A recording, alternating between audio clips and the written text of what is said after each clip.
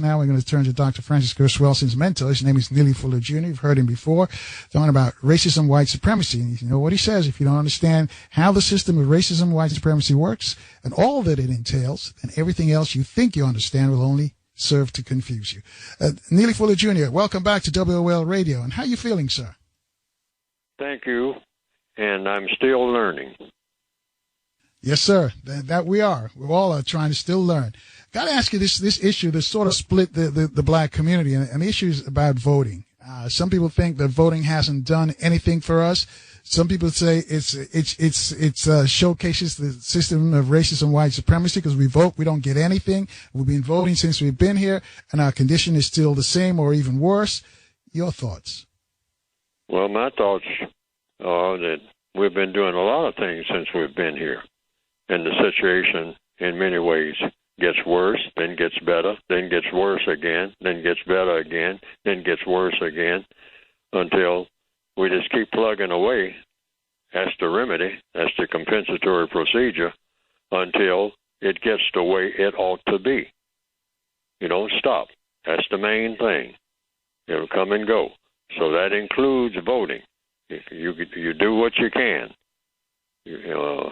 The little bit that you can, but you do it without expectations that this is the solution. We don't know what the solution is because no one has come up with a solution.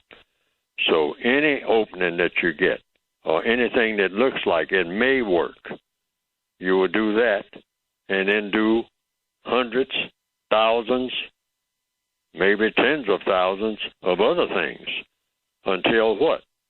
Logically speaking, until the job is done, until everything is exactly the way that it ought to be, after we ascertain what makes the world the way that it ought to be and should have been right from day one, before people got off track, or maybe people started off track. We don't know. That's debatable too. But we do know that things can be made a lot better than they are, and that's been proven.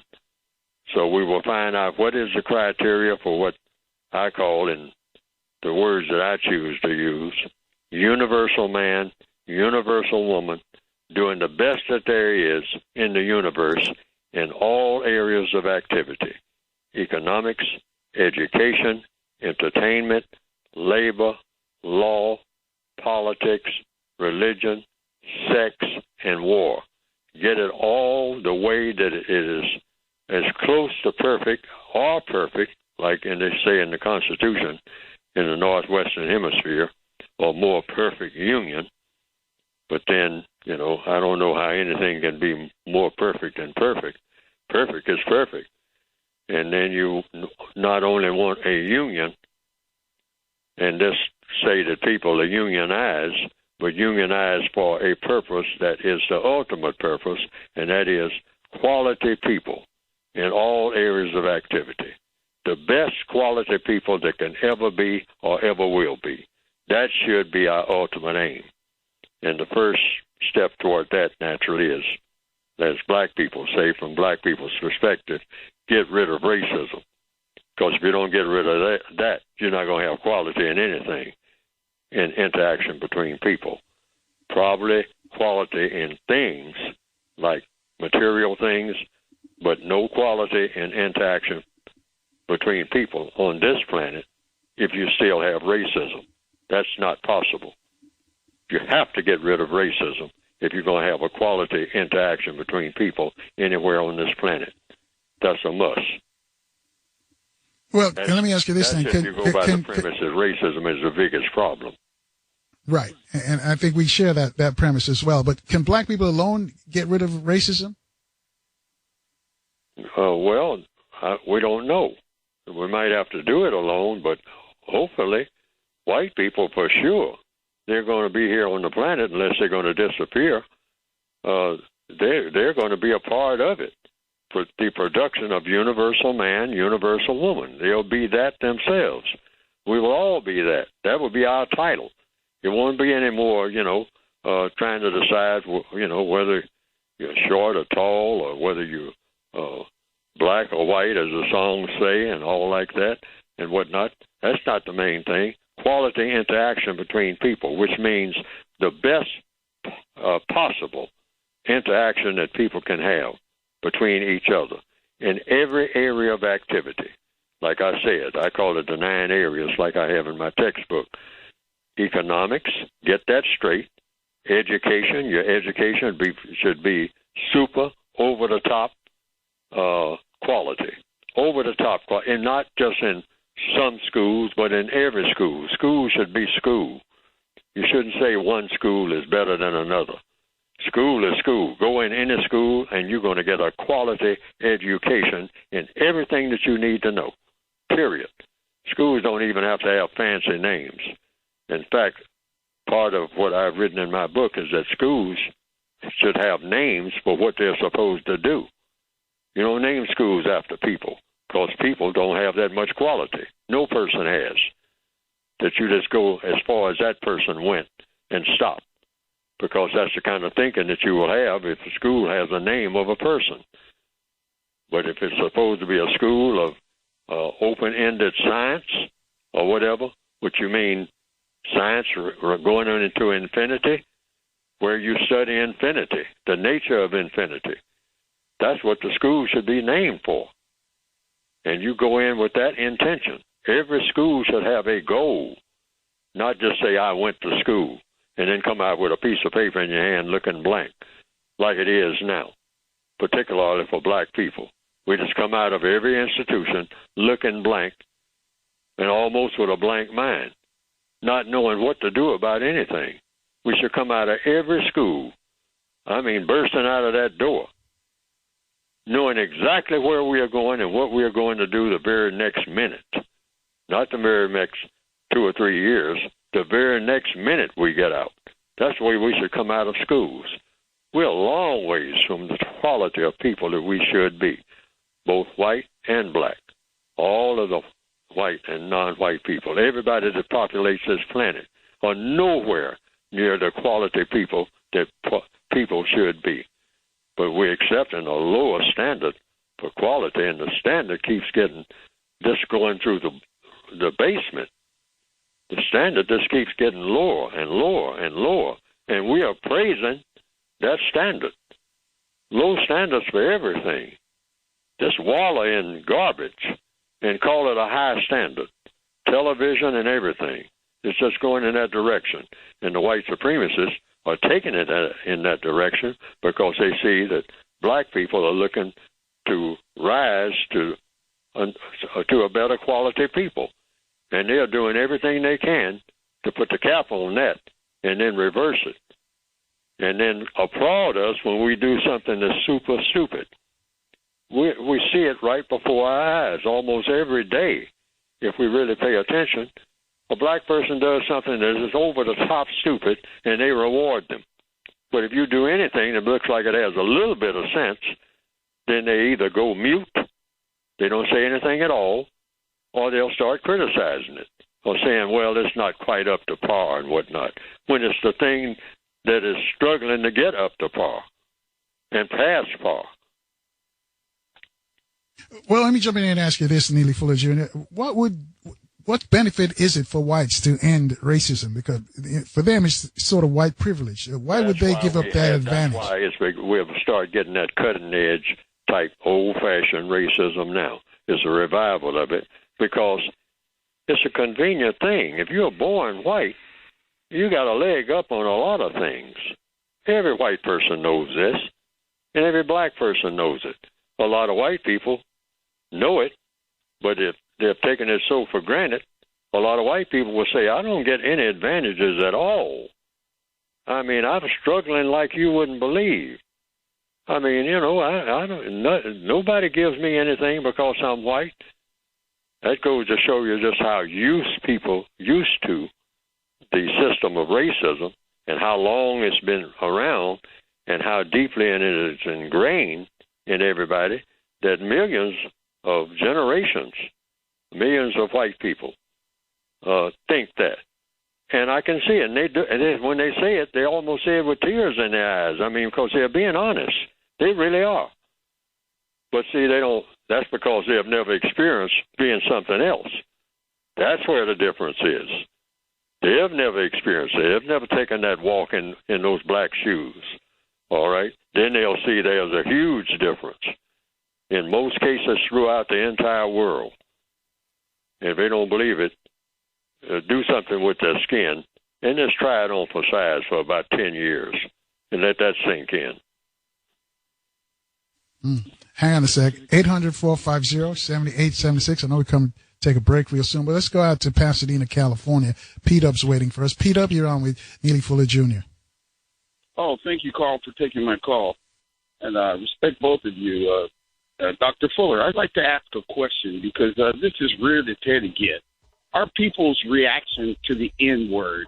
Now, everybody has a mouth, and they can say what... Sure, hang on a second, P-Dub. We got to take a short break here. I hear the drummers warming up, so I want you to start your question, and then we'll have to interrupt. I'll let you pose your question on the other side. Folks, you too can join P-Dub and Dr. Fuller as well. 800-450-7876. Those are the numbers to get you in. We'll take your calls next on FM 95.9 and AM 1450. WOL, where information is power. Our guest is Neely Fuller Jr. The number to call to speak to him is 800-450-7876. And again, I got to admonish you, you've got to listen very, very keenly to how he explains situations because he uses logic. Those of you who've taken logic in college understand cause and effect. It sounds so simple, but sometimes it goes over folks' heads. So please listen very, very cleanly. You're in a classroom setting right now. So let's go back out to Pasadena, California. P-Dub, I'll let you pose your question for Neely Fuller Jr. Yes, thank you. My question is, why is it our culture is being programmed to respond to the N-word in a way that is not really pleasant? It's almost like you have to get violent or negative if somebody calls your name. Because I'm just not feeling it. I don't want to give that word power. No other culture gives the word power, but we're taught that's totally disrespectful. Now, somebody calls me that, I got to act different. I got to change. I got to rear up and get ugly and nasty. Why? It's a way of controlling. When you control language and that language is transferred to a person's mind, and you can make that language, meaning words in that language, have power, and you are the person who is initiating the language, then that means you absolutely control the person.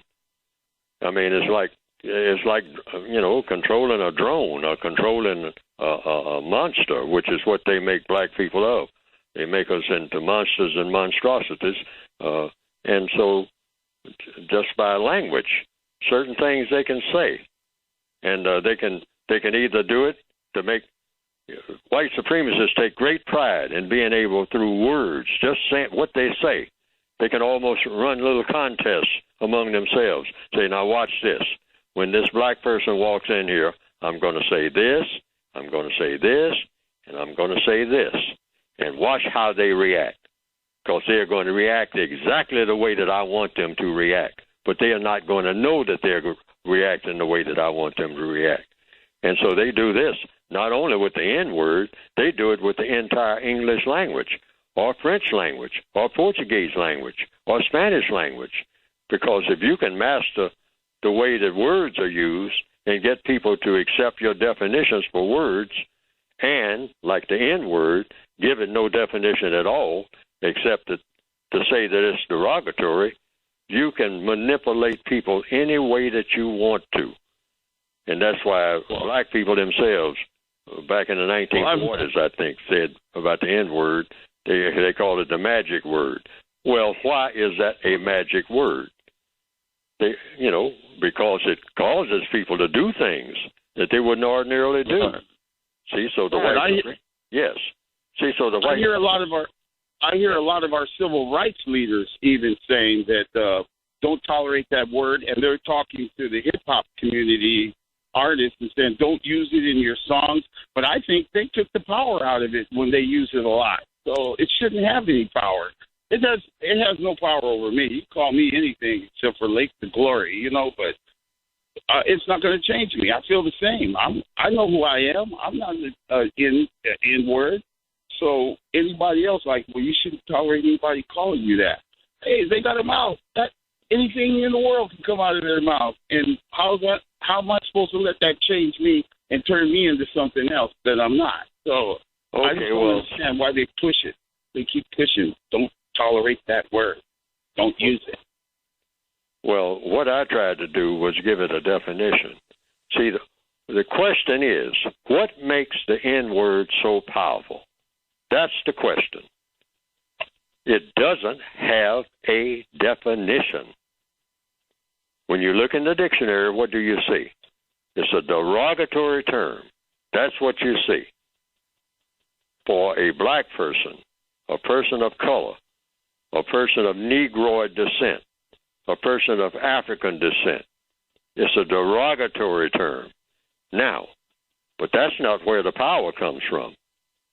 The power, because that's a non-definition, the power comes from that word in the dictionary. In most dictionaries that you will find, English language dictionaries, you'll find that word derogatory. But it doesn't tell you what. Why it's derogatory. And that is the magic. And I thought about it and thought about it and thought about it for years. And I came up with that same conclusion. Oh, that is it. See, actually, they could use any word and not give it a definition and go around calling black people that or any people that and drive them crazy. The key is, once you give a word a definition, definitions have a way of being able to, a definition means defining, meaning you can relate it to other things. Like if you call a person a monkey, like a few years ago, someone said to one dark-skinned person, say, you're a macaca, or something like that. It kind of sounded like that. That's what the person was saying. And everybody looked puzzled, because nobody knew what a macaca was. So somebody looked in the dictionary and found out it was a species of monkey. Now, the minute they found out it was a species of monkey, what happened?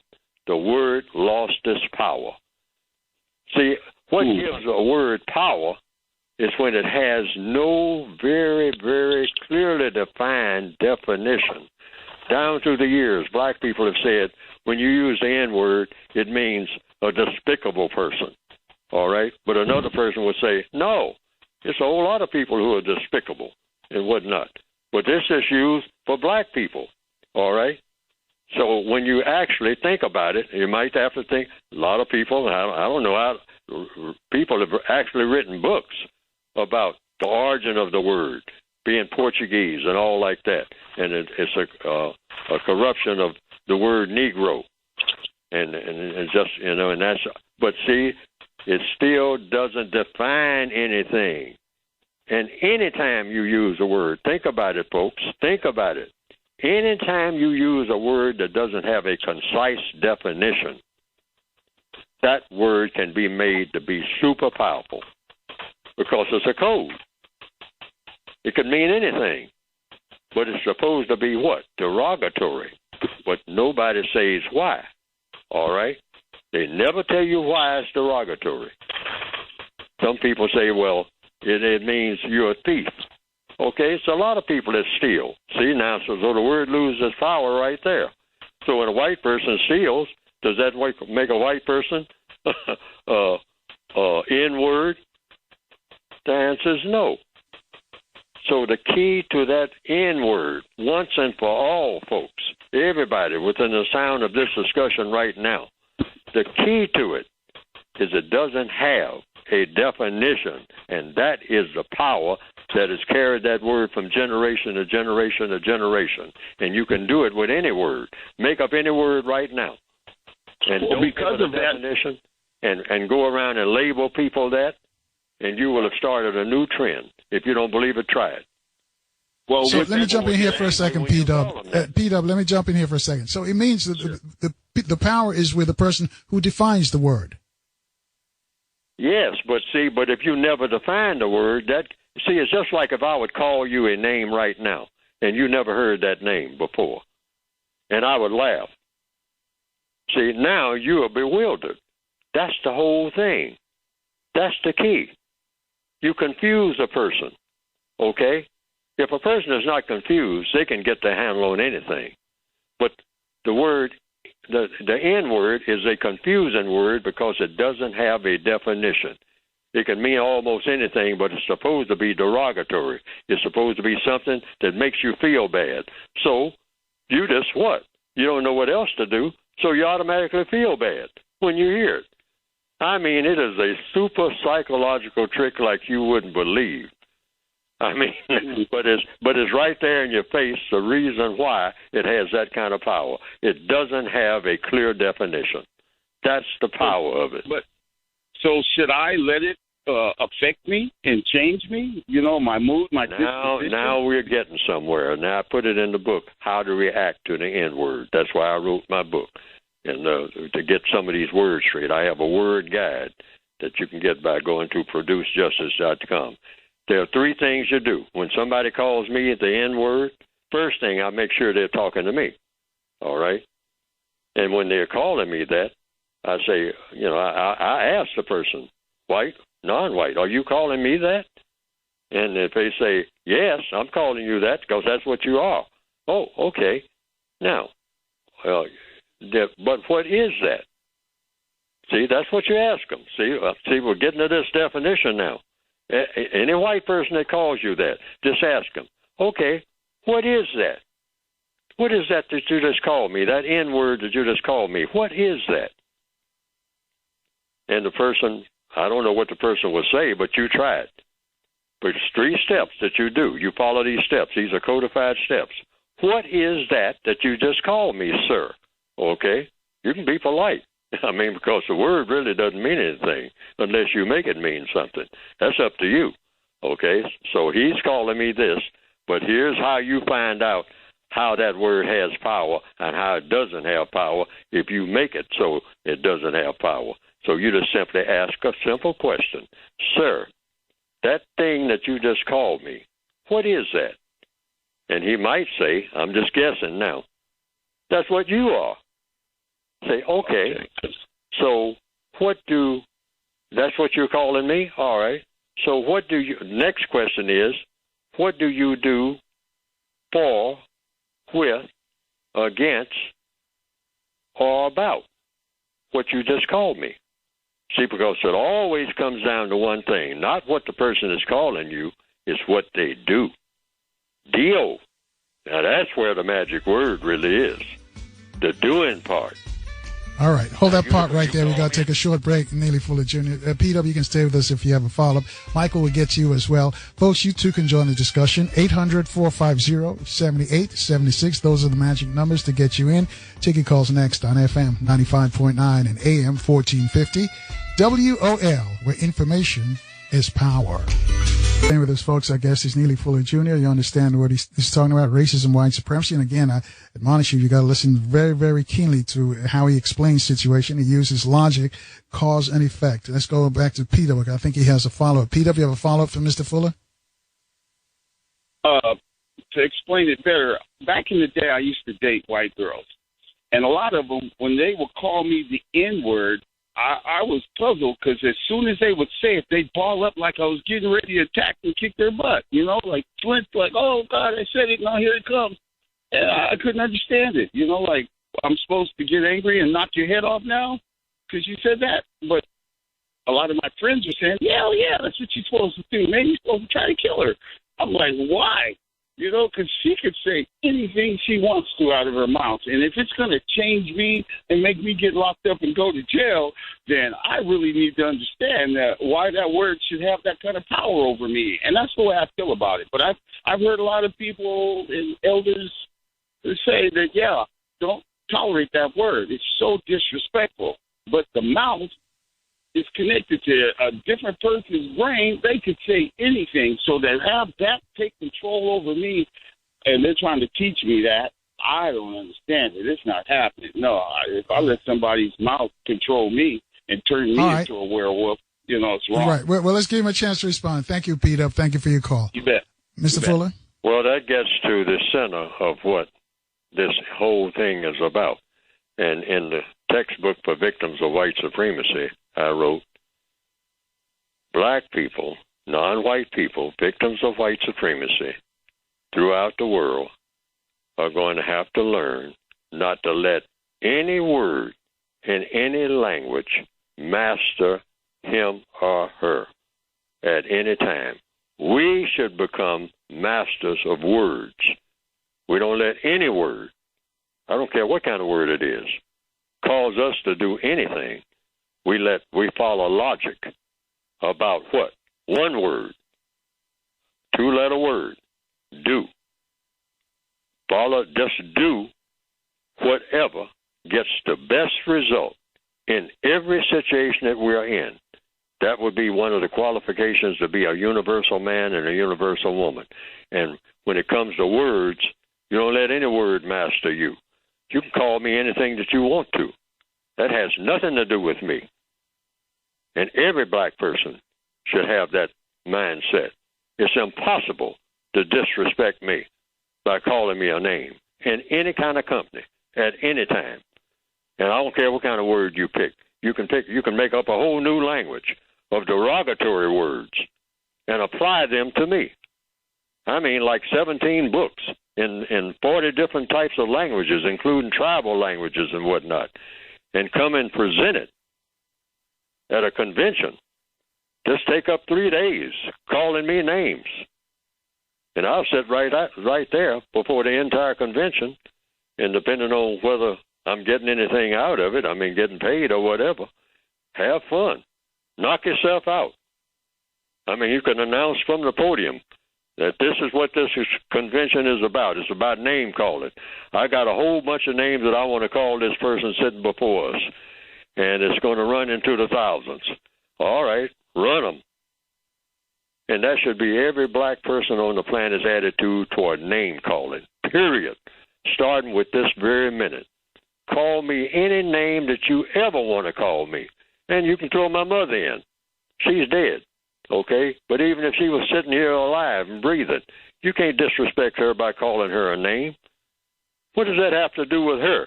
Nothing. It's impossible. It can't be done. Why is it can't be done? Because I said so. And every black person on the planet right now, hearing this, should act accordingly.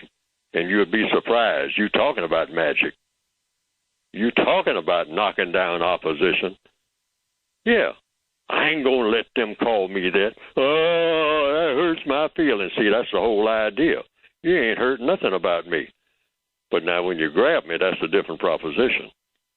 That's a different thing altogether. That's what I mean by that word, D-O. That's the magic word, do. I'm watching to see what you're going to do, not what you're calling me. We need to learn from that. That's what you call gaining intelligence. That's what you call gaining control. That's what you call becoming powerful. Powerful people don't worry about language. They master language. They don't let language master them. They become so let me jump in here, Neely Fuller, and ask you. So there's no way you can be disrespected then? Is that what you're saying? It's impossible. You can't disrespect me, and you should never even ask for respect. Oh, my goodness. You make yourself super vulnerable when you do that. You're putting everything in somebody else's hands. Say, well, I'm going to spend the rest of my life disrespecting you, Fuller. Have fun. That's all I'm going to say. Knock yourself out. And, of course, that's exactly what you're going to be doing. I guarantee you that. And you're going to disrespect me by calling me names? All right? Or by saying what your opinion is of me? Oh, boy. You know, I welcome that. I mean, you got anybody that's going to help you? I mean, how many people going to join in? 10,000? 100,000? Get them. And see if you can get me to bat an eye about anything that you say. Now, I'm sitting here waiting. Work out. Start. When are you going to start? You know? And, as long as I'm... Well, let me ask you, but don't you have to respect the person? Not taking up too much of my time from something else. I mean, Just have fun. You want to spend your life doing that? That's you. Has nothing to do with me. What if you respect that person's opinion? Because they can't disrespect you unless you respect their opinion. So if they call you something derogatory You still. Well, if the person accuses me of doing something I didn't do, then I just take care of that. See, that's logic. I just simply say, well, you're not telling the truth. You're saying I did something that I didn't do. And I'm just saying that's not the truth. And I'm going to tell everybody else that that's not the truth that you told that to. All right, when they ask me. But I'm not worried about that either until somebody does what? They do something. See, we got to get into that thing about not what people are saying so much, it's what they do. Pay attention to what they do, not what they call you or what they say, how they say they feel about you. You know, the white person who would come up to Neely Fuller and say, I don't like none of you people, never have and never will. You know, you people like whom? Well, people look like you, people with color in your skin. I don't like you, I don't like your color, and I never will. Okay, all right. But I will do this. I will do this and this and this and this and this in your favor, you know, but I still don't like you, even after I do it. And so I'll look at what they're going to do, and I'll say, okay, that's a good deal, you know, no problem. It ain't personal, it's business, you know. I'm not in a love fest. See, I don't have that. I don't have that. I'm not supposed to have that. All right, love is justice, according to what I put in the book, in the textbook for victims of white supremacy. Love is synonymous with justice. So I am only seeking for you to do the correct thing. How you feel matters not at all. Even when you tell me how you feel, you've actually done me a favor, if anything at all, because that has nothing to do with nothing. Like they say in the mafia, it ain't personal, it's business. All right. 800-450-7876. As I mentioned, Michael's waiting for us. He's in Riverdale, Maryland. Michael, you're on with Neely Fuller Jr. Thank you, Colin, for taking my call. Mr. Fuller, okay, it has been, it has been predicted with some certainty that this country is going to have a downturn and a depression, as well as the white supremacists are supposed to be planning for another world war. And the person that I asked this question to, well, who is controlling the armed forces of this planet? And they said no matter where they are the ones, the white supremacists are the ones that are in control of the military. So my question is, how should we, as black people, react to when these things, if they do occur? We react to them as what we are, prisoners of war. We are already prisoners of war. It's just a continuation of the same thing. See, we have to get out of this mindset of every now and then we're being jerked around in a different way. We've been jerked around every day just by being in the system of white supremacy that we are in. It's just a continuous thing. It's one smooth fabric, the system of white supremacy. And if you're a person of color, you are subject to that world government. And you don't chop it up into things like America and Europe and all like that. Yeah, let's take all of that out of your mind altogether. There's one government on the planet. It's called, in capital letters, the system of white supremacy. Now, everything that I'm saying now is contestable. But I'm saying I'm sticking with it, because this is what I found out, not by choice, but by studying everything that was going on around me and everything that I heard other people say, listening to other people, listening to every type of speech, listening to people who had written all kinds of books and whatnot and traveled everywhere, and then keeping my eyes open myself. These are conclusions that I came to years ago. I have never seen not one iota of evidence to prove otherwise. One government on this planet. It's called the system of white supremacy. Right. Hold that thought right there, Neely Fuller Jr. We got to take a short break. I'll let you finish up on the other side. And Michael, if you have a Neely Fuller Jr., number to call to get in and ask him a question is 800-450-7876. We'll take your calls next on FM 95.9 and AM 1450 WOL, where information is power. And thanks for staying with us, folks. Our guest is Neely Fuller Jr. This is Dr. Wilson said was her mentor. Number to call to speak to Neely Fuller Jr., 800-450-7876, discussing racism, white supremacy. You know, this thesis, he says that if you don't understand how the system of racism, white supremacy works and all that it entails, then everything else that you think you understand will only serve to confuse you. A lot of confused folks out there because the key word isn't supremacy. The key word is system. And we're going to get into that. He's got his best-selling book. The short title is I call it The Code, but it's got a long title. He'll let you know what the title of the book is, and you read it. Interesting book. Makes you think. Having said that, though, this is one of these shows you've got to listen keenly, very keenly, because he uses logic, cause and effect. If you've taken a logic class, or if you went to law school, you got to take logic. If you're taking a logic class in college, you understand how he comes to his answers. But anyway, put in a question for him. Before we get back to him next week, coming up couple of chematologists on board for us. Tony Browder is going to be here. Also, Dr. Charles Finch. So you tell everybody in the DMV to keep their dials locked on FM 95.9 and AM 1450 WOL. Michael, your follow-up question for Mr. Fuller. Yes. Excuse me. Knowing that every war that has occurred on this planet has been started by white people, and some of them have been the white supremacists. This oncoming war and depression here in this country, how are we, being prisoners of war, how are we as black people supposed to react to them nowadays?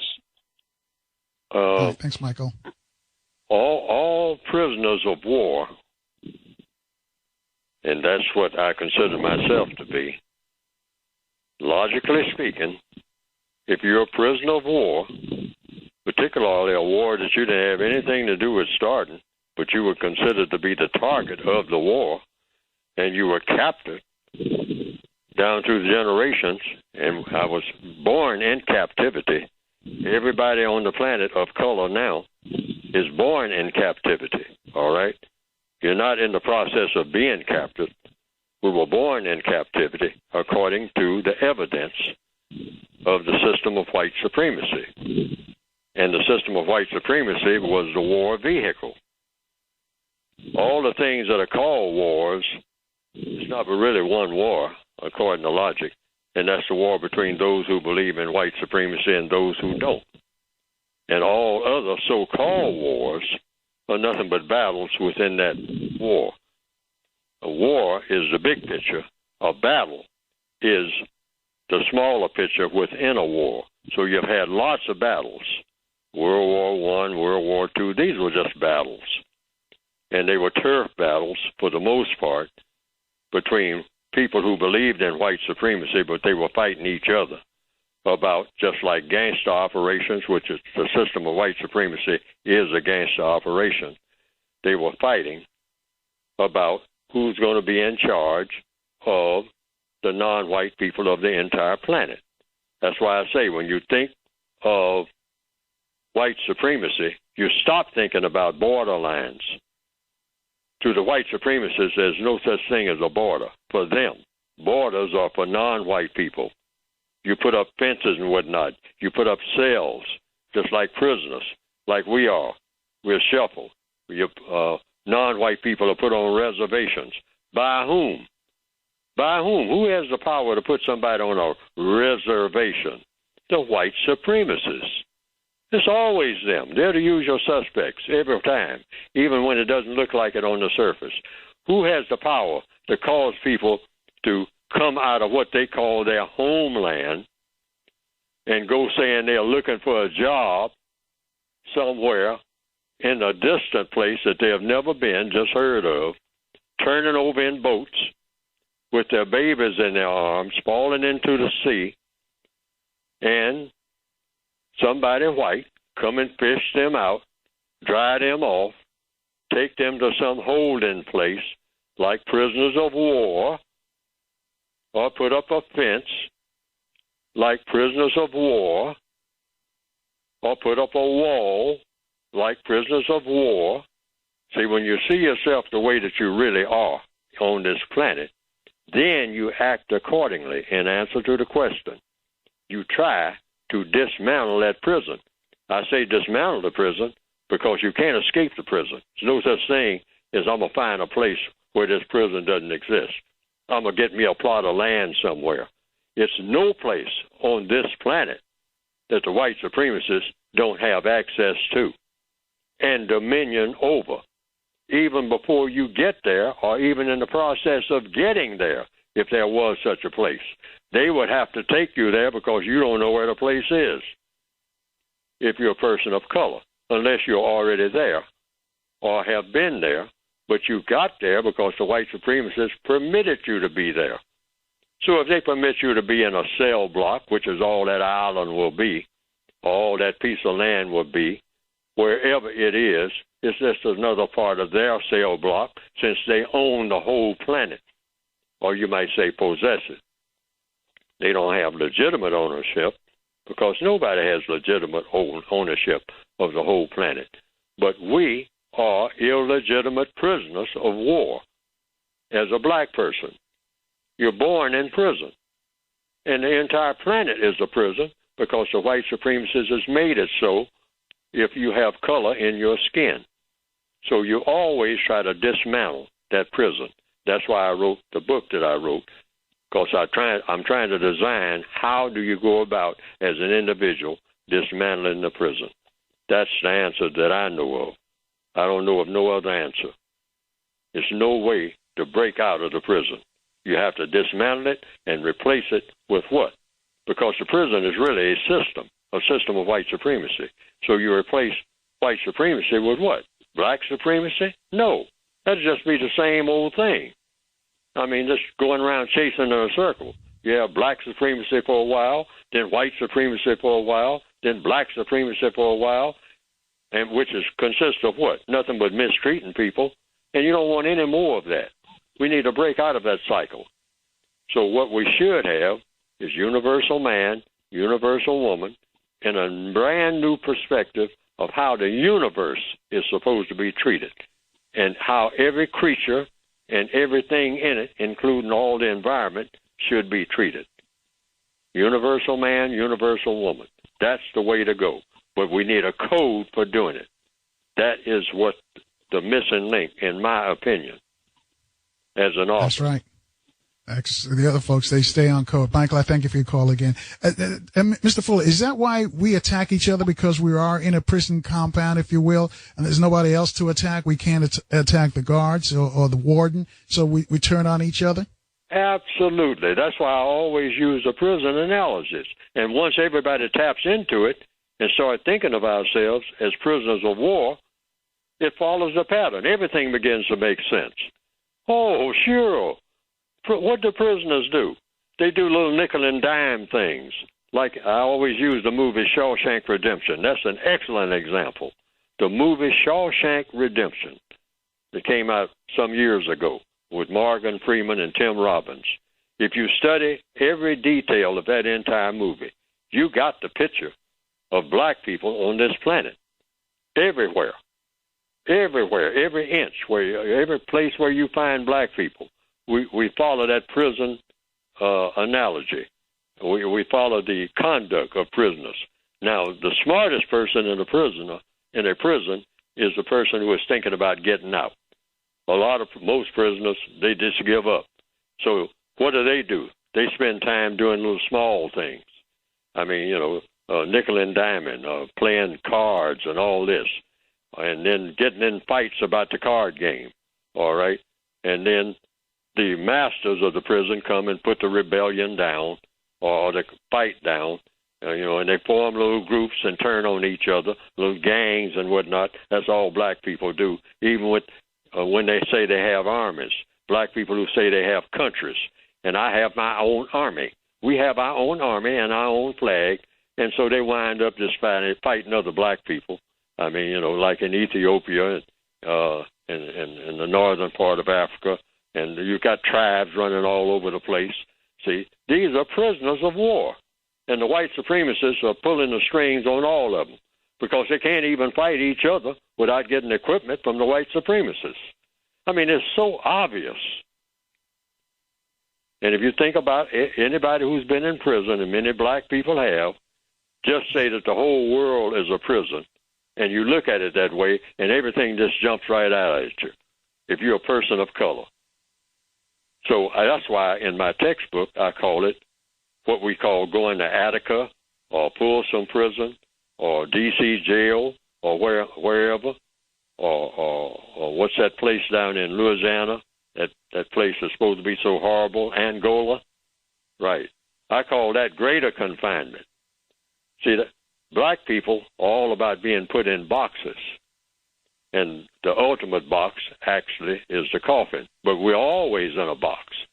Our neighborhoods that we're so proud of, that's a box. That's an assigned place. That's a concentration camp. You walk through some black neighborhoods, and depending on if they call it the projects, it looks like a concentration camp. What do concentration camps, if they're sophisticated, consist of? If they're not wooden barracks like they used to have in the old days, they are brick buildings, solid buildings, all right, certainly built, but everything is bricks and concrete, like a prison. Wire, bricks, concrete, no grass. You notice when you go where black people are in the northwestern hemisphere who don't have jobs, don't have money, the grass stops growing. You're running across, barren land. And in a lot of places, what we call the motherland. Look at the film. One thing you don't see, where you see a lot of people, you don't see any grass growing. They trample down the grass. You don't see pavement anywhere where you need it. But in the northwestern hemisphere, you see pavement, for the children to play on. Like in a what? In a prison. Wire fences everywhere. And a little basketball hoop out there that doesn't even have a net on it. This is, that's prison. It looks like prison. And black people walk around looking like zombies in prison. And then what do the zombies do? The walking dead, they turn on each other. I mean, savage-like. And the white supremacists stand back and look at the show through the wire fence or through a gun tower. They've made the whole world like that. Watching over. They're what? Prisoners of war. They made war on our ancestors, and they won the war. But the war isn't over until we stop fighting, all right? We're still here, down through the ages. So our assignment is to be warriors. And we tell them that we're supposed to be dismantling what you have put up because it's illegitimate. And you have made us your illegitimate children. Our offspring are not our own. They're born in prison. And anybody who is born in prison is not in charge of anything. And that's the black people of this entire planet. Even when we look like we're in charge and strut around like we love to strut and act like we are somebody, but we're prisoners of war. And it's only when you know that you're a prisoner of war, that's when you really will do what Andy Dufresne was doing in Shawshank Redemption, trying to figure out how to get out. All right, hold that thought right there. We got to take a short break as we're closing into the top of the hour. We got a bunch of folks from across the country want to speak to you. 800-450-7876. Those are the numbers to speak to Neely Fuller Jr. We'll take your calls next on FM 95.9 and AM 1450. WOL, where information is power. This is Thank you for staying with us, folks. The shade after 6 on the East Coast. It's Neely Fuller is our guest this afternoon. The number to call is speak to Neely Fuller Jr. 800-450-7876. Told you before we left, we got a bunch of folks on hold wanting to speak to them across the country. The people listening online they gave me this list: Washington, D.C., Los Angeles, New York. There's always the top 3: Atlanta, Virginia. Let's see, Norfolk, Virginia, Texas, Baltimore, North Carolina, Cincinnati, Florida, London, Chicago, Charlotte, Cleveland, Ontario, Canada, Boston, Mass, New Jersey, Flint, Michigan. Those are some of the cities where folks are checking us out today. So hi, everybody out there listening online. 800-450-7876. Gregory's joining us next. He's calling from North Carolina. I think he's in Charlotte. He's on line 3. Gregory, you have a question for Neely Fuller Jr. Yes, thank you. And good evening, Carl and Mr. Neely Fuller Jr. At the beginning of the show, you mentioned that when the white man sees the black man rising, he gets the feeling or he takes action to stop the rise or, as you said, to put a cap on it.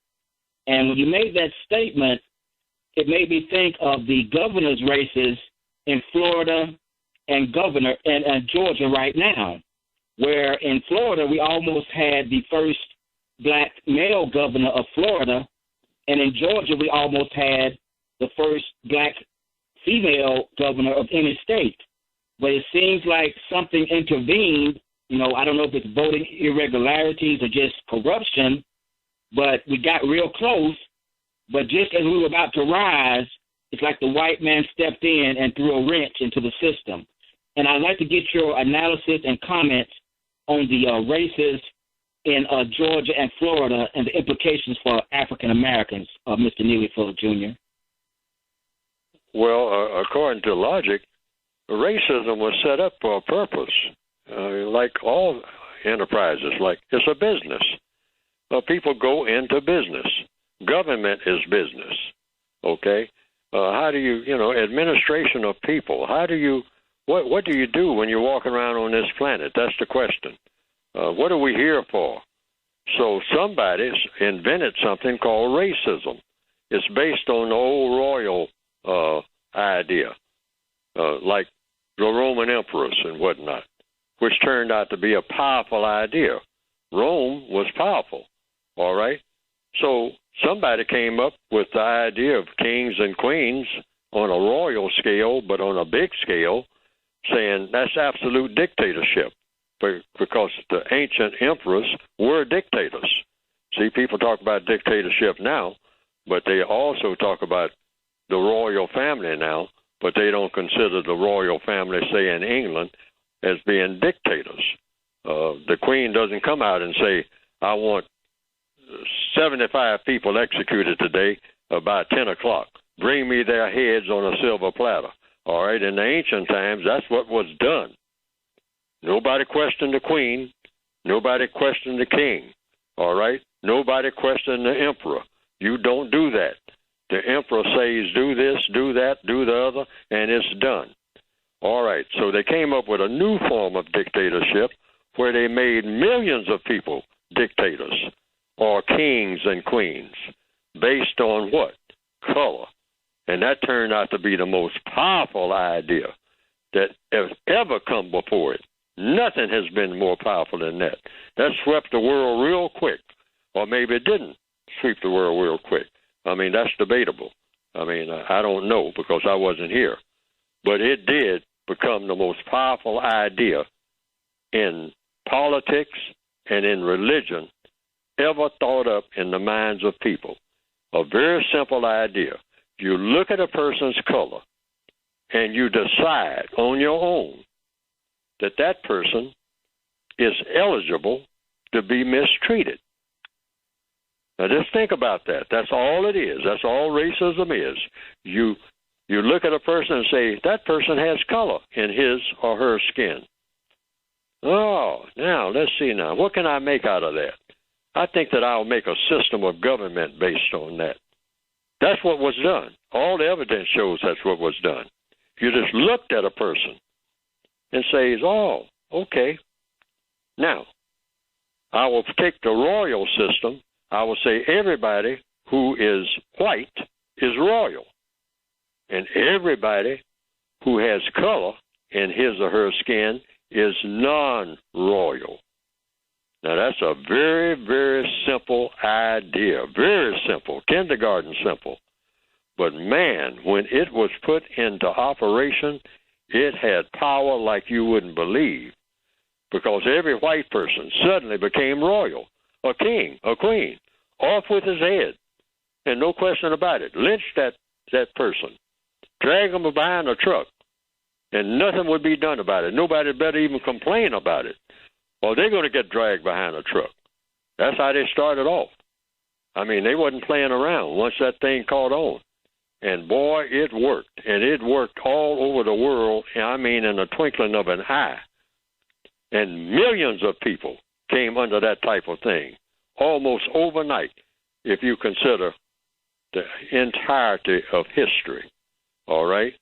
I mean, almost overnight, that thing called white supremacy, I mean, became the most valid and most powerful government that the world has ever seen. And so, in answer to the question, that being the case, getting back to the voting and all like that, they're just sustaining the business. And even white people who say, you know what, I don't like being a racist, and I know that that's what I am, but doggone, there's so many benefits. And I can see their point of view. If you're born white, I mean, you don't have any choice about how you're born if you're a white person. But if you're born into a royal system, walking around, I mean, with people giving you all kind of benefits and making plans for your future and making plans for the future of your subjects that are going to be detrimental to your subjects and beneficial to you, that's a huge temptation, particularly when they drill it in your head right from the time you're born, and then the schools back it up, the entertainment field backs it up, everything you see on TV backs it up, Lone Ranger and Tonto bring it up the rear, you know, Thomas Jefferson and Sally Hemings, benefits, benefits, benefits, benefits, benefits. Everywhere you look, nothing but benefits, all right? Every now and then, you have a little fight with somebody that looks just like you, if you're white, about who's getting the most benefits, but that's just a fight between brothers, you know? So you shake hands at the end of a so-called civil war, all right, and then get back to business as usual, just like any mafia operation, which is exactly what it is, the system of white supremacy.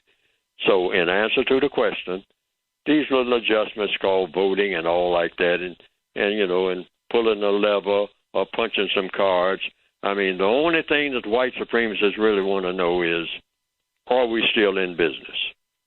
Every now and then we have to give up a few things, and we have to throw some black people some extra scraps and whatnot from our very wealthy system of racism to keep them quiet, just like you do in any prison system.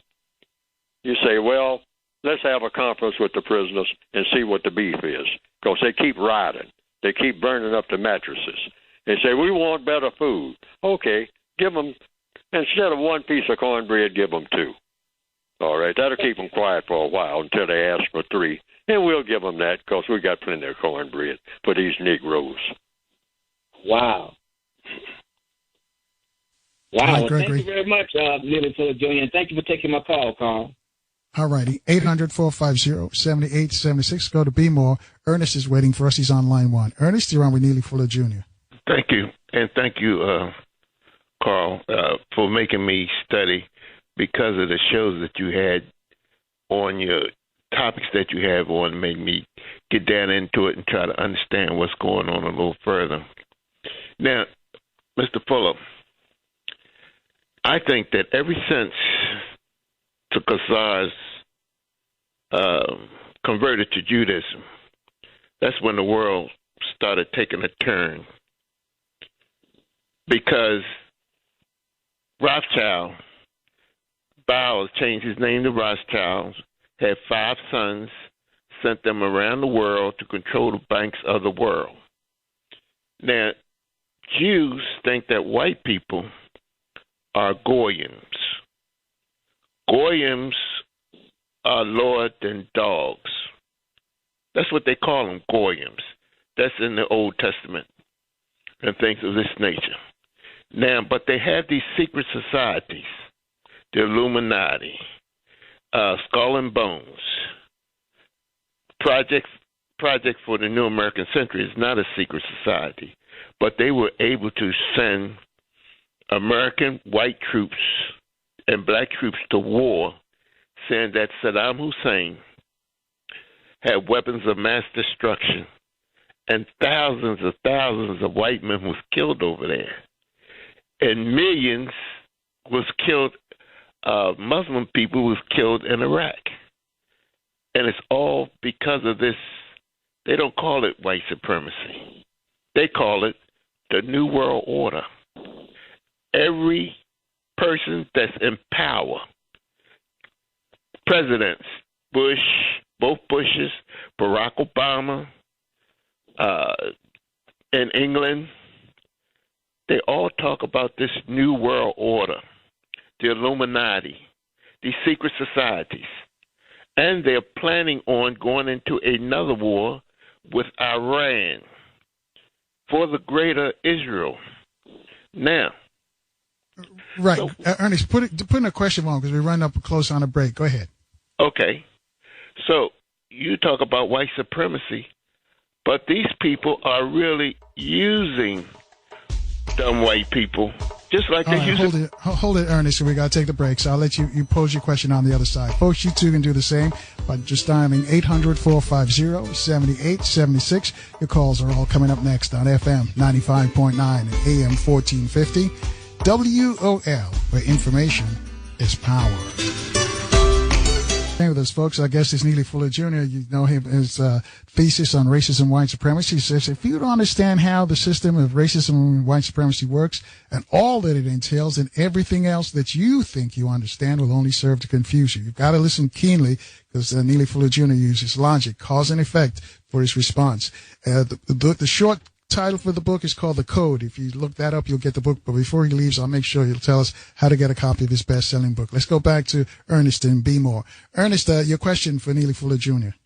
So, Mr. Fuller, do you think that the problem is that the Zionists want the Rothschilds to be king of the Jews sitting in Israel to bring back the Messiah, which all these wars and all this destruction is about? All right. I haven't heard a whole lot about any of all of this, but I have heard a substantial amount. And I have still concluded the problem is a system of white supremacy. That's the conclusion I have come to, and I see no reason to come to any other conclusion at this point. But I do listen to people who are saying that's not the real problem, that there is a mysterious other problem of some type that is making this look like it's the problem, but it's not the real problem.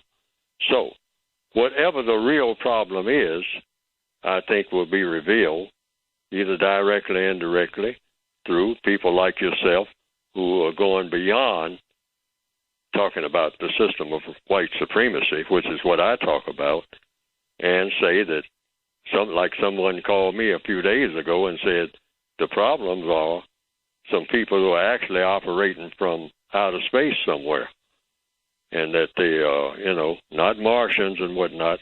That's another gimmick that somebody is using, but there are people who are actually truly acting and have an effect on people right here, right now, who are really operating from another planet. Now, I don't know anything about that. I've heard it. I've heard it as far back as 40 years ago.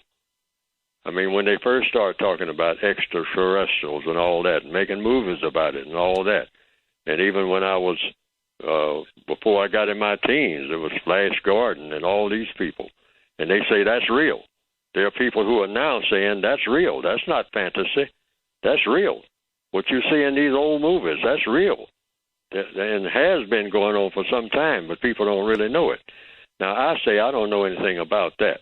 I do know something about the white supremacists firsthand, something I know about, not heard about or read about in somebody's book, but things I have experienced and witnessed with my own eyes.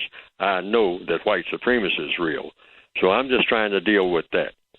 And so I see some evidence, hard evidence, of some other mysterious force, including the extraterrestrials.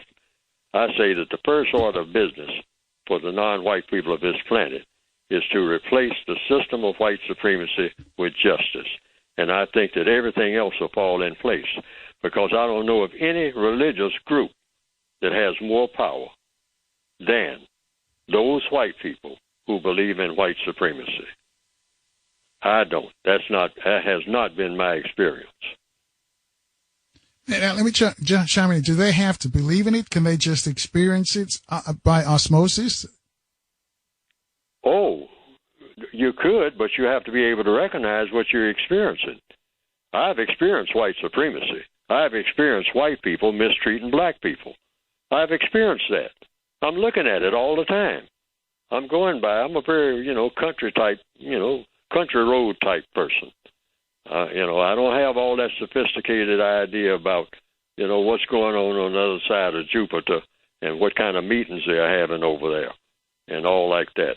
I'm talking about, and I wrote a book about how to deal with what we're looking at right this minute and what we ought to be trying to look at beyond this minute and all the other minutes that are ever going to come, whether we're dealing with Martians or anybody else who is up to mistreating people. Because what I write in my book is all about banishing mistreatment, regardless of what form it takes. And the first order of business is to get rid of racism, because like I said on the back of my book, you're not going to get rid of any problem without getting rid of racism. Now, there'll be other problems and other mysterious people moving about doing this, that, and other, I guess. But I know that racism right now for non-white people are the biggest problem that they face.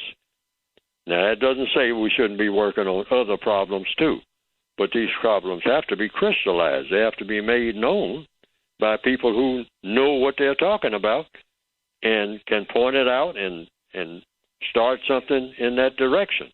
Because it always comes down to what I started this program with, that word, two-letter word, do. What do you do after you make every analysis of who's doing what and all like that? You got to have a blueprint. I tried to write a blueprint from what to do as an individual person about this prison system called the system of white supremacy. And that's the best that I know. Other people know better.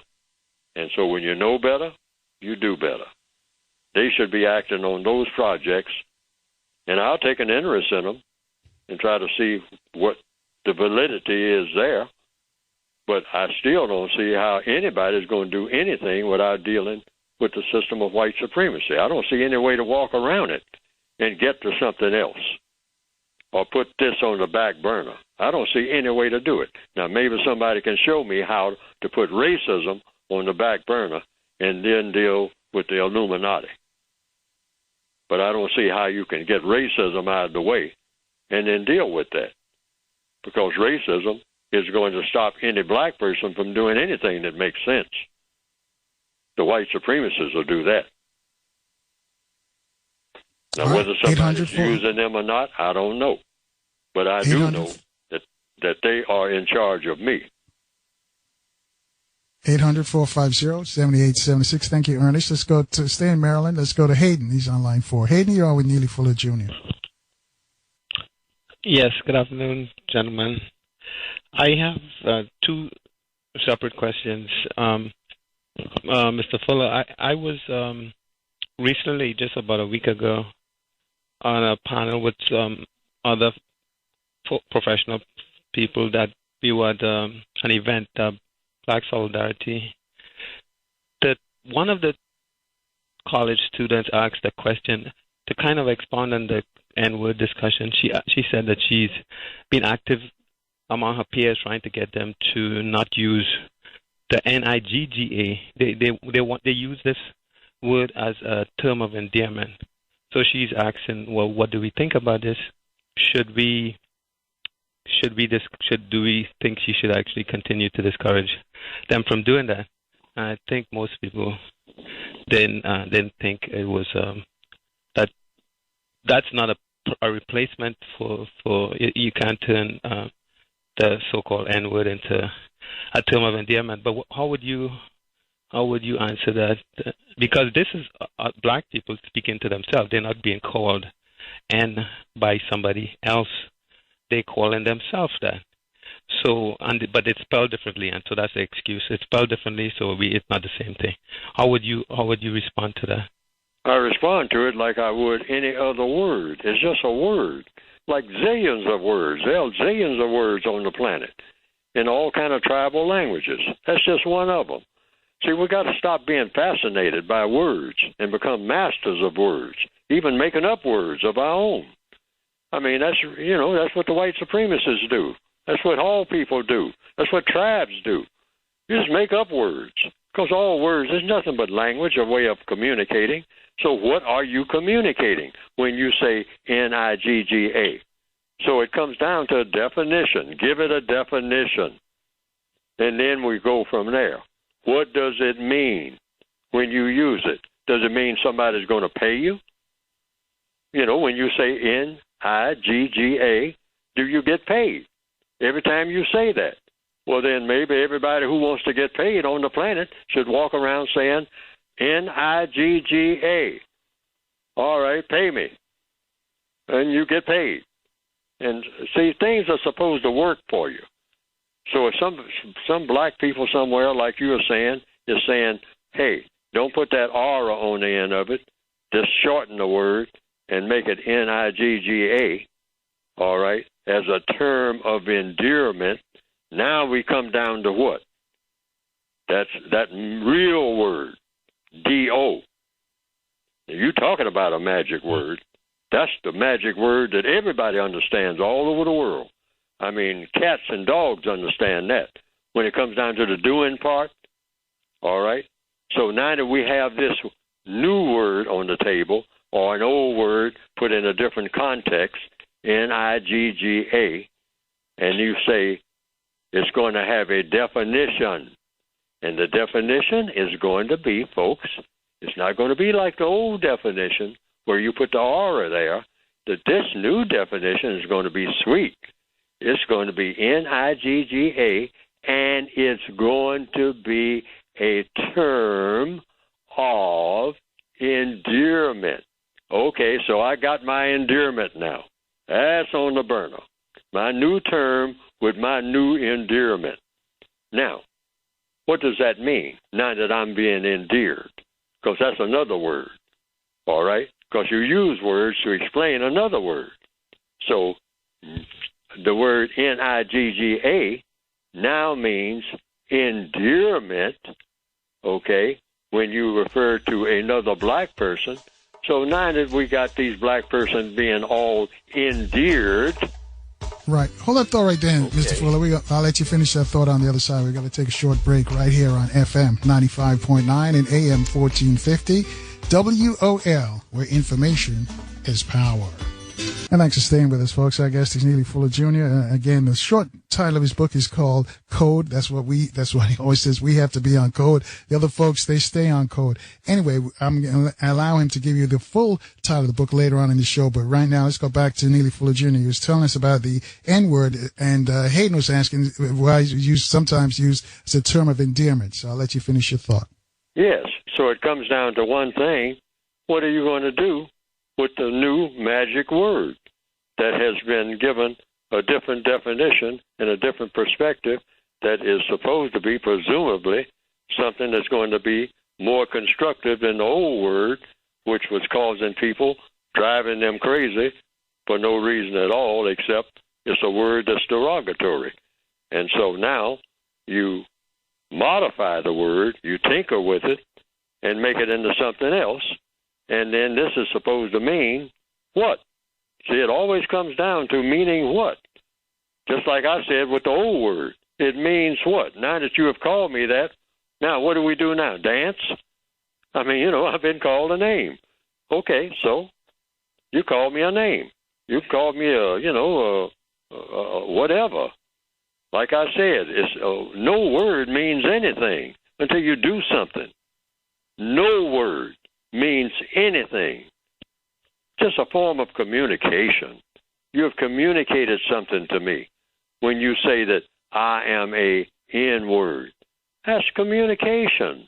You're telling me something. So you made an announcement of that's what I am. That's how you see me. Now, it just comes down to one other question. Now that you know that, what do you do? What do I do? I mean, we got to do something, right? Otherwise, you wouldn't be calling that to my attention. Unless we're going to do something. So what are we going to do? We got this word now. So that's out of the way. Now we got to get to the doing part. Now, the new proposition is the new part with the Nigga, the modified word of Nigger. So you got this Nigga, all right. This is brand new. I mean, this is all sparkling and looking nice and enticing. And it's a term of endearment. All right, now we're getting somewhere because it does have a definition. The other word doesn't have one, okay? But now we got one with the new word. Now that we got this new word, endearment, what do we do with it? You know, that's the only question. What do we do? It always comes down to what, regardless of what word. If you go back to the old word, it comes down to the doing part. And if you look in the code book that I have written, because I have a definition for the old word, a definition, because I said that's the accurate definition for what they're really talking about, from my perspective. And looking at it like that, it actually works for me. You know, it works for me. The old word works for me. Looking at it the way that I choose to look at it, since it doesn't have a definition anyway. See, we got to really think. I mean, some college professors should spend maybe 2 or 3 days just taking that word and see why is that word powerful. Just ask that, you know, rather than look at the origin of it. That doesn't mean anything. Saying it came from it's a corrupted word from the word Negro, which is a Portuguese origin and all like that. That doesn't tell you anything. What tells you something is what the word really means. And that is the magic of that magic word. So when you give it a definition, it immediately loses its power. And I gave it a definition. And how could I do that? Simply by doing it. That's all you had to do. That's all any of us had to do. Just give it a definition. Give it a definition. Give any word a definition. And that word will become powerful or will lose its power, depending on what you want to do with the word. But you got to have the doing part to make it powerful. That's what makes the word powerful, the doing part. Otherwise, the word means nothing at all. That's any word, not just Nigga, Nigger, or gingerbread, or adhesive tape, or book, or lamp. These words don't mean anything until you make them mean something. All right, Hayden. Okay. Yeah. So I have another question about just since that word is not in the book, I assume the answer is use that word with caution. So because the other word. No, and that word is in the code book of how to use the word even, and with a definition in the word guide that I have written. Right. The original one is there. So okay. But here's my other question. I'll go in another direction. We have there's a guest who came on to this show who's a positive person. He visits Africa and so forth. Brother Keely, he said that white supremacy died in the 1980s. He said that because he used countries like Singapore, Japan, Hong Kong, perhaps China, and some other people have said that those people are honorary whites, which you do not like to use. You said do not use that term, a phrase we should not use. I know you disagree that it died, of course, but how could we really test when the system of white supremacy, whether it's expanded, whether it's moderating, or when it has ended? How could we test? Because some people believe, just based on non-white people doing well in other countries, that the system has died. Well, codification is about really solving problems, which means how are all problems solved? through the process of questions and answers. So your question is, because we're right on point here, this is the codified procedure. Your specific question is, how do you respond to people who are considered ordinary whites? Is that the question? See, first thing we want to do is we want to really get a focus on what the actual question is. So the question is what? The question is, okay, there are some countries, I think you responded to this in another format before, there are certain non-white people, not countries, who are, they are, let's say they're given the system a challenge. Like the person I mentioned, he mentioned certain countries where the majority of people are non-white, countries like Singapore, Japan, China. Now, he says the system of white supremacy has died when those countries have started to do well. They're doing well. I know you do not believe in that. So what's the why is he wrong? How do we test that whether it has died or whether it's really existed? I mentioned the term honorary whites because some would say that they're just honorary whites and the system is continuing. And we should not actually use that term. Yeah. Well, it might be my lack of understanding, and that's what I'm trying to get. So the question is, are these people subject to white supremacy? Is that what you're saying? Is that the question? I'm trying to get the question. That's the question. Are these people like in, you say they're well off. You said something about they're doing quite well. No. Well, I don't know what the test was based on, why he said the system has died, because the countries are supposedly powerful countries and they are not white people. Are they? But according to the system, they're still being controlled by white people. I would gather. Why would someone say? That's my answer to that. In other words, so that the audience will understand, if I understand the question, there are a lot of non-white people who are very wealthy. Is that a way of saying it? Well, I'm talking. I think that's what he's getting at, because we're racing the clock here. In a nutshell, there are a lot of non-white people who are doing very well. What you would call very well. A lot of them are very rich, have a lot of money, and in luxury. And is that what you're saying? Well, I'm talking about the countries themselves, not just individuals. Well, he wants to know if does that mean they've escaped racism, white supremacy? If they survive, if they're thriving without racism, does that mean that racism, white supremacy is over because they're thriving? No. That's it. That's the question. The answer is no, because they're still subject to the white supremacists. Why? Because the white supremacists can take it all away from them. See, in any prison, and they have made a world of prison, there are some prisons, you might say, in the system of white supremacy on that scale, where the prisoners, a lot of prisoners chosen, are in luxury. Why? Because they are doing the bidding of the white supremacists. In certain places and certain maps, the white supremacists make moves. See, they don't care about money and luxury and all like that. They got plenty of it because they got everything. So they'll say, well, we want this category of people for the next 15 years to really be on a roll. We want them to have just about everything that you can possibly get. And they will dump it on them and show them how to get it and all like that, and put them really on their feet like you wouldn't believe. And they'll be completely in super luxury, all right?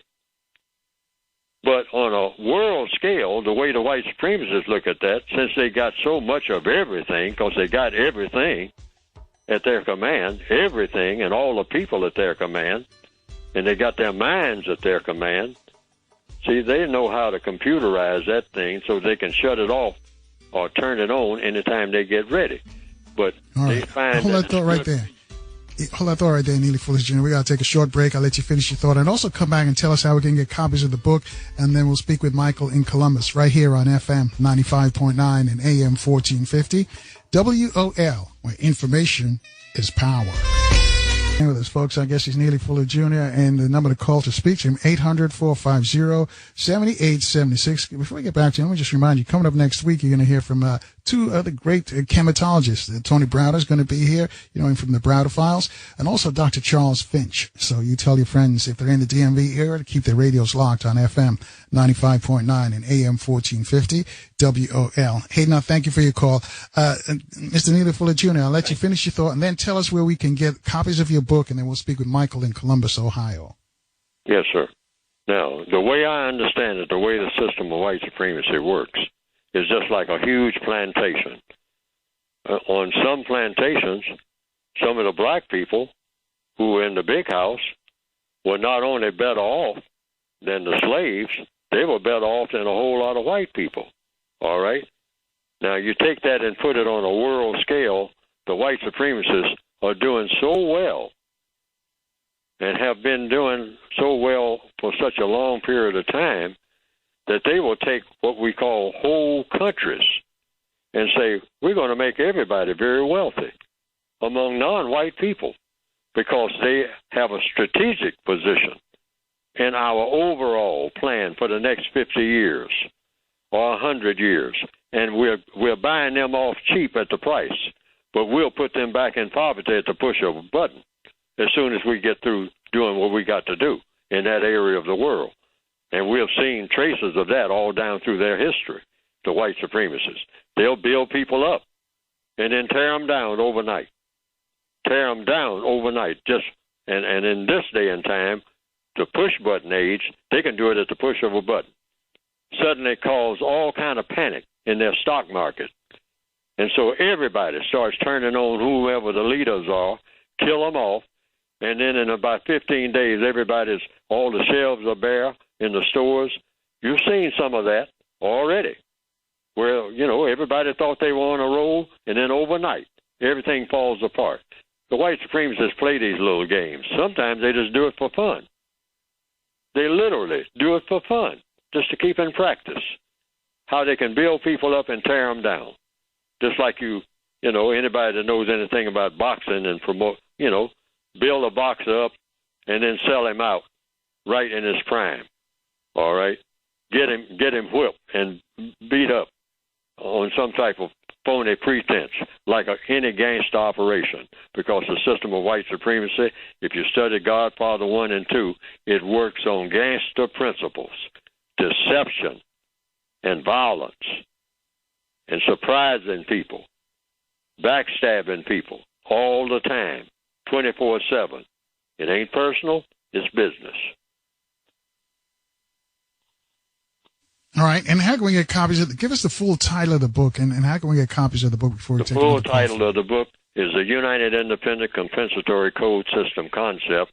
Now, that sounds like some heavy collegiate title, which it isn't, because all of these words are explained in the book. But then a simple title and a more explicit one that's easier to understand, a textbook workbook for thought, speech, and or action for victims of white supremacy. That's what the book is for. You can get it by going to producejustice.com, and that's the revised expanded edition as of 2016. Or you can get the original, which doesn't have as much material in it, but the revised expanded edition covers all the material that's in the original edition, the 1984 edition. Some people want that. For what reason, I don't know, because the updated revised edition contains most of what's in the original edition. Then there's an additional book volume to the revised expanded edition called a Compensatory Counter-Racist Codified Word Guide, dealing with what we have been talking about right here on this program. And that is how to use words, how to use a lot of words, not only the N word, but a lot of words, and how not to use them, and when to use them. And more than anything, what questions to ask in the English language when other people use certain words that are very tricky. And you ask questions in details about some words. And it's just a word guide. It's not a dictionary, it's a word guide, because words are very important. Words motivate the way that people think, speak, and act. So you want to be a master of words and get in the habit of saying you're not going to let words master you. I don't care what kind of word it is. And so this book presumably will help you to do that as a victim of racism. If you don't consider yourself to be an individual victim of racism, then none of these works apply to you. And all of the volumes, the 2 volumes, the basic and the revised edition and the word guide, are designed to tell the individual person what to do on a daily basis, what not to do, how to think, how to speak, how to act to counter racism in the form of suggestions. It's not dictatorial, but it is in the form of advocating or making suggestions. That's all they are. And if the suggestions should work, if they don't work, they really shouldn't be in the book.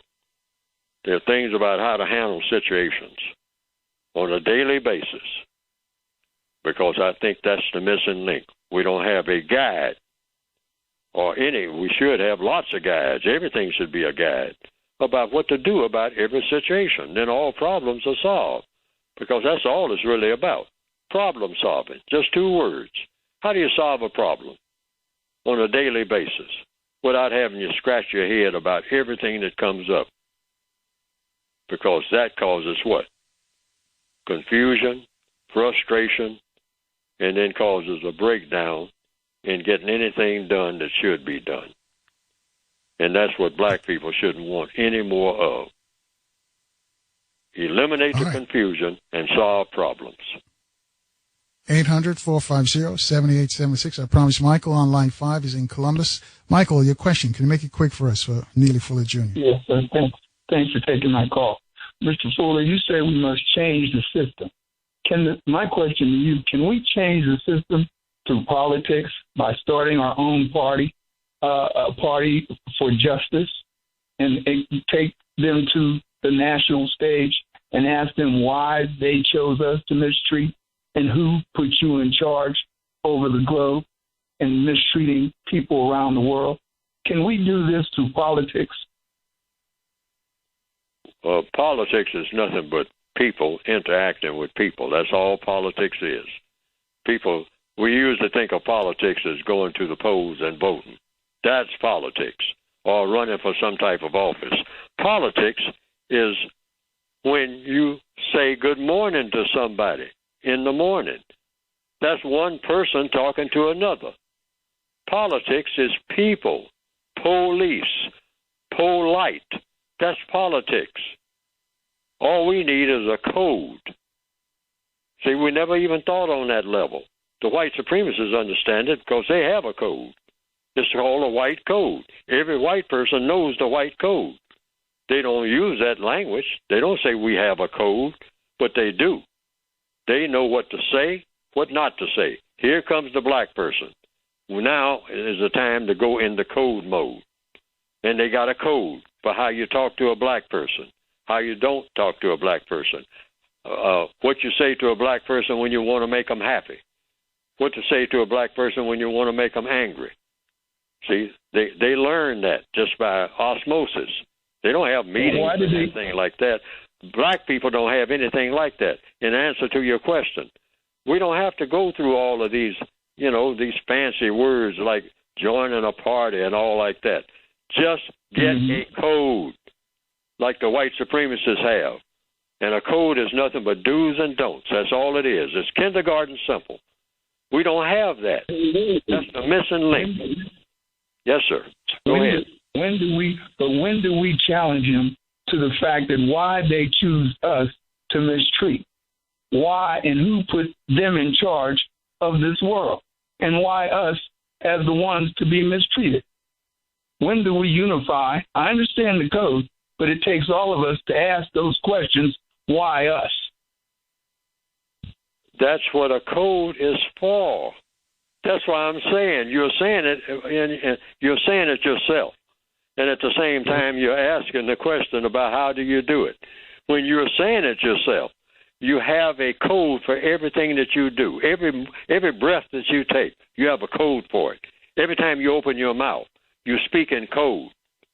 Every time you open your mouth, you speak in code like they do. And the code always works. Whatever you say works for you, not against you. That's when you know it's code. We don't have anything like that. We've never even thought of having anything like that. And that's what I've been trying to say all these years. It is so simple, it runs right past the best of minds. That's what I have found out. I mean, it is so kindergarten simple. It's just something that you do every day. That is it. It's not something and they like do going to the mountaintop and looking down in the valley and suddenly seeing your answer to everything. That's how we have been taught. No, it's what you think, speak, and do every day. That's what makes things happen. But you have to do it according to a code that always works. Like Let me jump in and interrupt you here on the code, because they stay on code all the time. How can we get our people to get on code, to identify the code and stay on code? Like I'm trying to say it now, but I know I don't. Now that's where I guess I'm failing, because I don't know how to get over that simple idea. So, because it's so kindergarten simple, it's what you do. Everybody does something all day long. The things that black people do are nowhere near a code. I mean, we got a head-scratching code, and it doesn't go any further than the head-scratching. Rather than just say, look at what I'm doing right this minute. What did I say this minute when I spoke to that person? Did I say something that's according to code, or did I say something that's just any kind of thing? Because everything that you say is supposed to always work for you. That's code. That means you have to do some thinking before you speak. You think, you speak, and then you act. All right? Because that's all any organism does. Ants have a code. They don't deviate from their code. That's why ants are successful at what they do. They know the ant code. Black people are supposed to have a code. But do you think, Mr. Fuller, our miseducation, they have coded us as we have gone through their institutions of learning to become like them. And a lot of us are addicted to that, so we find it so hard to unify because they conquer and divide. Do you think it's the miseducation that they got us locked in their system? Like you said, we're prisoners, and we got to go to their schools. All right, let me respond because we got about a minute left. Yes, Thank you, why Michael. I wrote a code book. So when you go to a school, you take this code book, and then you start writing code books of your own, because all it is what to do and what not to do when you get to that school. What questions to ask in that school, and what answers to get, and what to do with the answers. That's all a code is. It's real simple. I mean, it's so kindergarten simple. I guess that's why it runs past even the concept itself, runs across the best of minds. Hey, Mr. Fuller, thank you for sharing that, folks. By going to producejustice.com. That would be a beginning at least. Right. Producejustice.com for the book. All right. Thank you, Neely Fuller Jr. And folks, if you didn't learn anything the last 5 minutes, when he talked about being on code, staying on code, the other stay on code, that was a summation of all his work, basically. Got to get out of here. Have a great night. Stay strong. Stay positive. We'll see you tomorrow, 4 o'clock, right here on FM 95.9 and AM 1450. WOL, where information is power.